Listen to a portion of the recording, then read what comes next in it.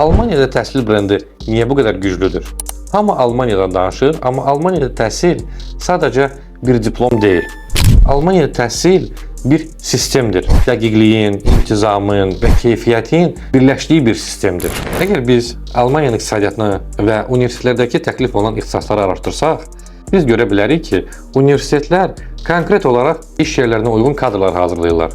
Hətta bir çox araşdırma proqramları bir çox böyük şirkətlər tərəfindən maliyyələşir. Bu deməkdir ki, siz orada oxuduğunuz zaman həmin o nəzəri bilikləri praktikada tətbiq edəcəyiniz çoxsaylı iş yerləri var, praktika yerləri var. O istiqamət üzrə siz karyeranızı qura bilərsiniz. Dərs prosesi də kifayət qədər maraqlı və keyfiyyətlidir. Hər professor, hər müəllim öz dərs proqramını öz istədiyi kimi qurur. O formada qurur ki, tələbələrə düzgün çatdıra bilsin, tələbələrə maraqlı olsun. İmtahanları stabil formada, test və yaxud da ki, yazılı şifahi formada keçirmir. Prezentasiya, qrup işləri formasında keçirir.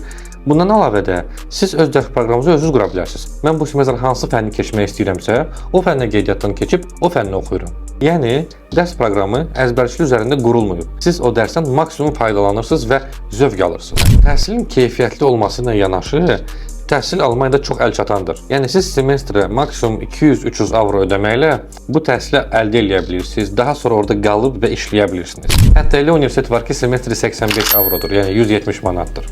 Elə isə Almaniyada təhsil almağın vaxtıdır.